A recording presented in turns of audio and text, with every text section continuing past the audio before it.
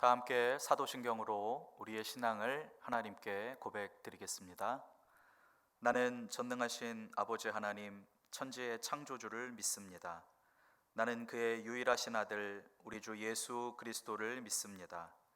그는 성령으로 잉태되어 동정녀 마리아에게서 나시고 본디오 빌라도에게 고난을 받아 십자가에 못 박혀 죽으시고 장사된 지 사흘 만에 죽은 자 가운데에서 다시 살아나셨으며 하늘에 오르시어 전능하신 아버지 하나님 우편에 앉아 계시다가 거기로부터 살아있는 자와 죽은 자를 심판하러 오십니다. 나는 성령을 믿으며 거룩한 공교회와 성도의 교제와 죄를 용서받는 것과 몸의 부활과 영생을 믿습니다. 아멘. 찬송가 91장을 하시겠습니다.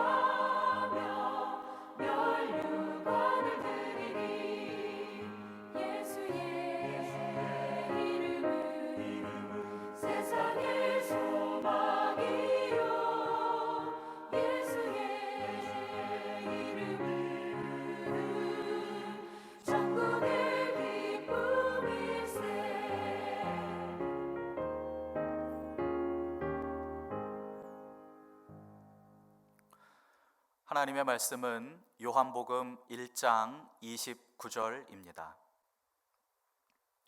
이튿날 요한이 예수께서 자기에게 나아오심을 보고 이르되 보라 세상 죄를 지고 가는 하나님의 어린 양이로다. 아멘. 여러분은 예수님을 아십니까? 예수님을 잘 알고 계십니까? 이 영상으로 예배를 드리는 성도님들 중에 이 질문이 어이가 없으셔서 웃으시는 분들도 혹 계실 줄 압니다. 예배를 마친 후에 여러분의 가족들과 함께 여러분이 아는 예수님에 대해서 한번 이야기해 보는 시간을 가지면 좋을 것 같습니다. 요한복음 1장의 말씀을 찬찬히 읽어 내려가면서 사도 요한이 특별히 몇몇 구절에서 이와 같은 말씀을 기록하고 있습니다. 5절에 보면 빛이 어둠에 비추었는데 어두움이 깨닫지 못했다 말씀하고 있습니다. 10절에 그가 세상에 계셨고 세상은 그로 말미암아 지은 바 되었는데 세상이 그를 알지 못했다고 말씀합니다. 11절에 자기 백성이 그를 영접하지 않았다 말씀하고 있고요.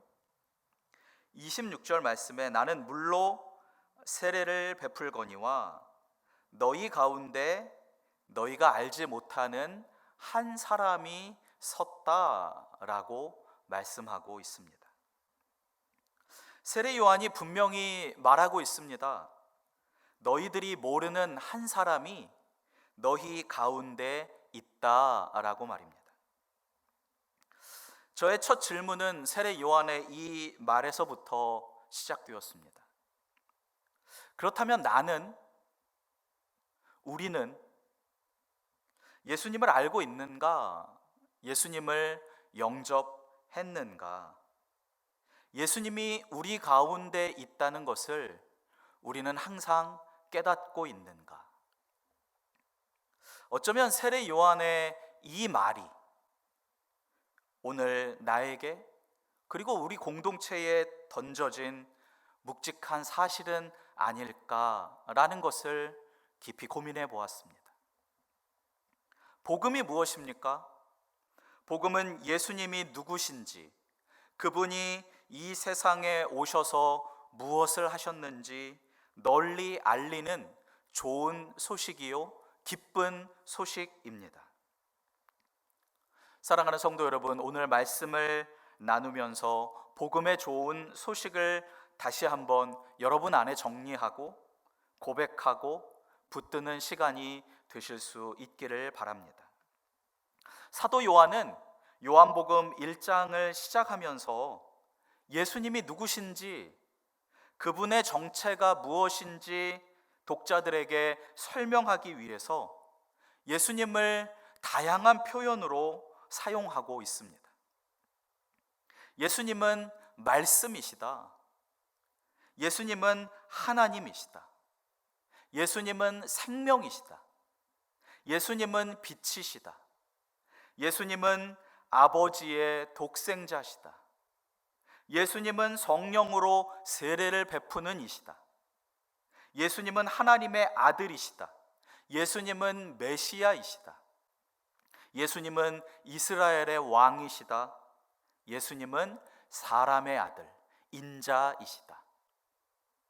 그리고 오늘 말씀에 등장하는 또 하나의 표현, 세상 죄를 지고 가는 하나님의 어린 양이다 라고 표현하고 있습니다. 하나님의 어린 양이라는 표현은 성경에서 오늘 본문과 요한복음 1장 36절에서만 기록되어져 있습니다. 재미있는 것은 지난주일 담임 목사님께서 설교하신 내용이 선한 목자 되신 예수님이셨습니다. 성경은 예수님을 양을 보호하고 인도하는 목자로 표현하고 있지만 반대로 목자가 보호해야 하는 양으로도 표현하고 있다는 것입니다. 그런 의미에서 성육신 사건은 생각하면 생각할수록 정말 놀라운 일인 것 같습니다. 만약 성육신 사건보다 더 좋은 방법이 있었다면 예수님은 사람의 몸을 입고 오시지 않았을 테고 예수님을 어린 양의 이미지로 표현하지도 않았을 것입니다.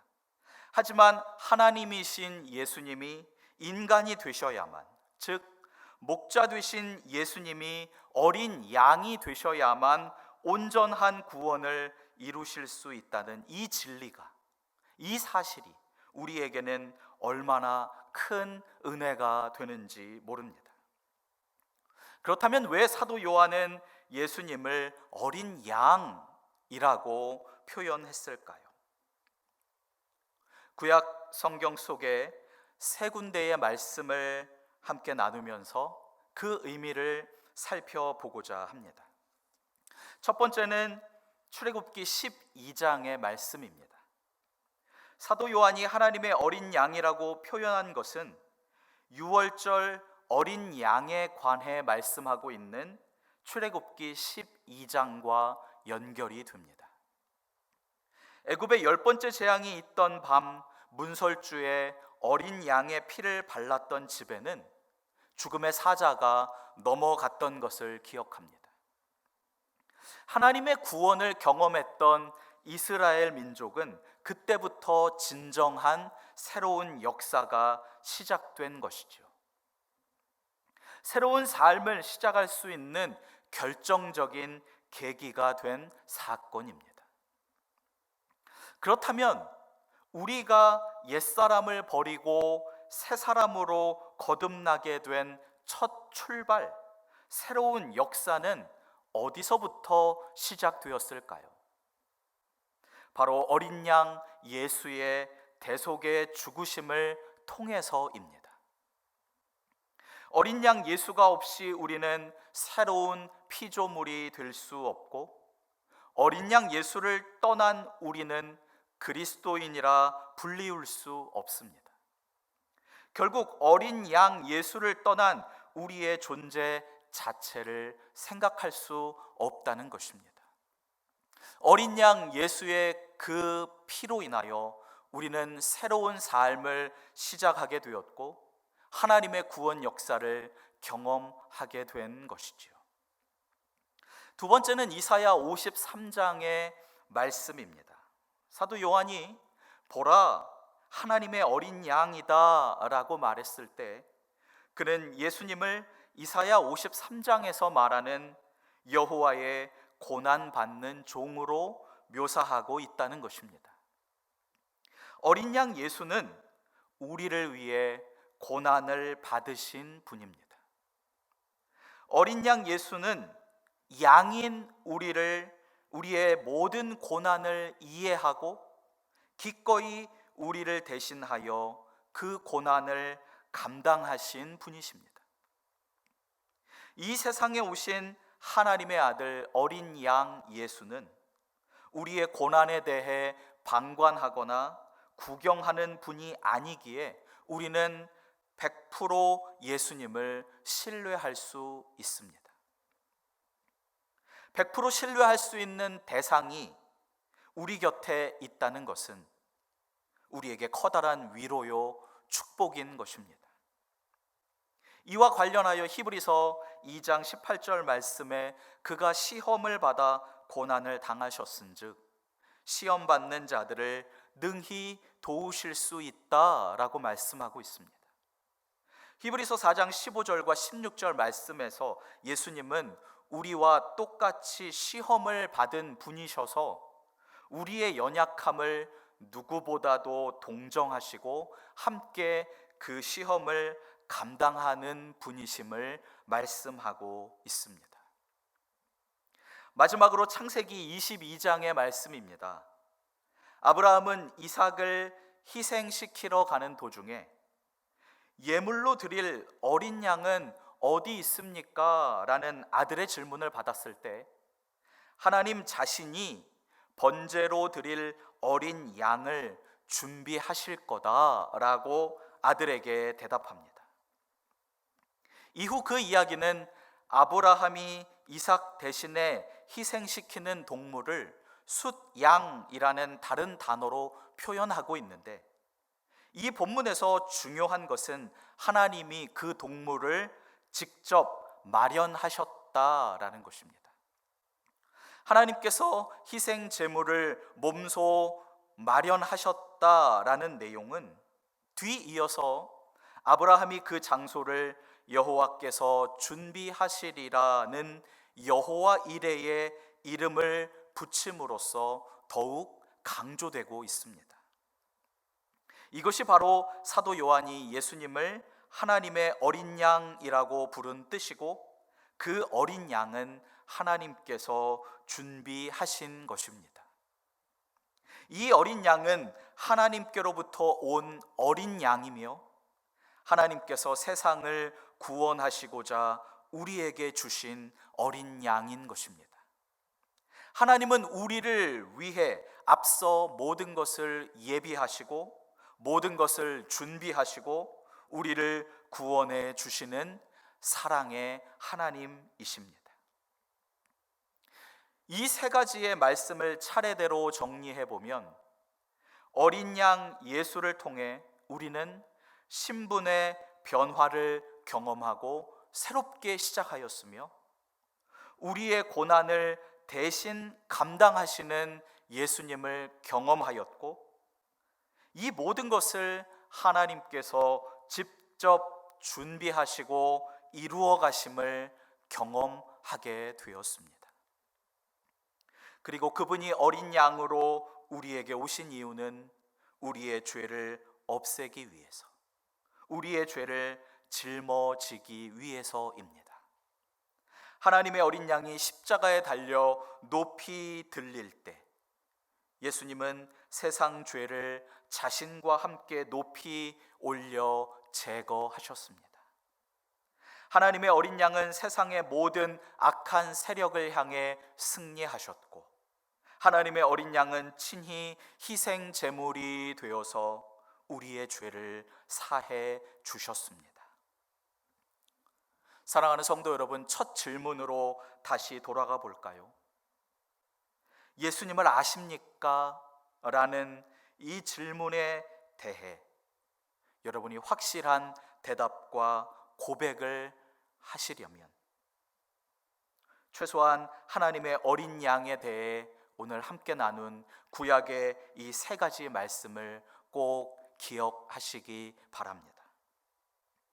그리고 나를 위해 지금도 역사하시는 하나님을 경험하시기 바랍니다.